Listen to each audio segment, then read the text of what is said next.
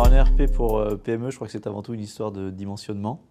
En termes de délai, de coûts associés au déploiement de la solution, une PME, elle peut difficilement supporter un coût, un projet lourd et coûteux tant sur le plan financier que sur le plan, je dirais, de la sollicitation des ressources de l'entreprise. Donc dès lors qu'un ERP ne répondrait pas à ce critère, on risquerait de déstabiliser fortement toute l'entreprise. Ensuite, bien évidemment, le ERP, il apporte tout un ensemble de bénéfices qui sont des réponses concrètes aux attentes actuelles des PME. On parle d'unicité d'information, on parle de couverture fonctionnelle exhaustive, ça passe par l'optimisation des processus, les gains de productivité qui en découlent, la base de données unique, les coûts de possession qui sont réduits, la simplification de l'administration, la simplification là aussi de la formation des utilisateurs. J'en passe, il y a de nombreux bénéfices qui sont liés à l'ERP, qui sont bien évidemment des éléments tangibles qui font que ERP et PME sont bien évidemment deux éléments qui se conjuguent naturellement.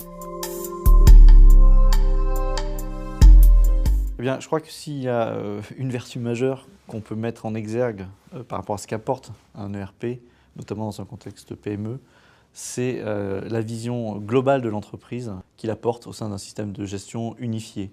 Cette unicité en fait, de la base de données, elle permet d'avoir une vision que je qualifierais de panoramique de l'activité de l'entreprise. Donc tout ça donne en fait une richesse d'informations au sein du système qui va de la gestion des prospects, des clients, en passant par la comptabilité, la finance, la gestion commerciale, le suivi des stocks. Et toute cette mine d'informations, en fait, on va pouvoir, au sein d'un ERP, la mettre en perspective au travers d'indicateurs clés à l'attention des dirigeants pour leur permettre de prendre les bonnes décisions. Et donc, s'il y a vraiment un bonus qu'on peut mettre en évidence sur l'ERP, je crois que c'est vraiment cette dimension décisionnelle qu'on peut retrouver au sein d'un ERP. S'il devait y avoir une spécificité à donner à un ERP destiné à des PME, je pense que c'est dans sa dimension flexibilité. On parle de petites structures qui ont besoin donc d'une solution souple. L'ERP, il est là pour structurer la PME, mais sans la dénaturer.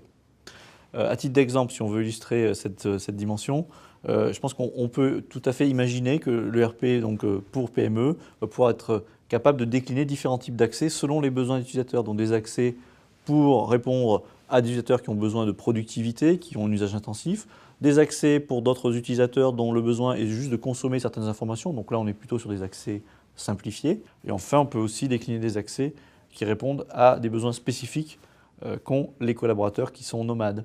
Donc là, vous voyez, on a trois typologies d'accès très différents et qui sont, là encore, le symbole de la flexibilité qu'on va pouvoir offrir à une PME autour d'un ERP.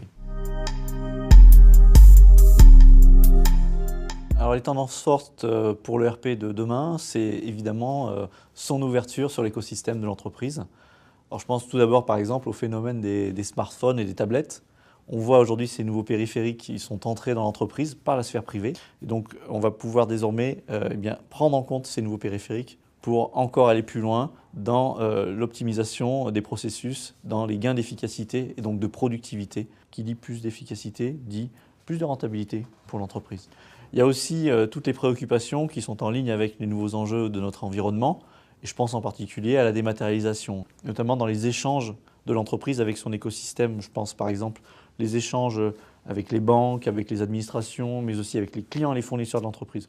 Tout ça, en fait, aujourd'hui fondé sur des technologies qui sont matures et on va pouvoir aller beaucoup plus loin dans ces échanges dématérialisés pour accélérer là aussi les gains de productivité pour l'entreprise. Voilà les nouvelles tendances pour les ERP.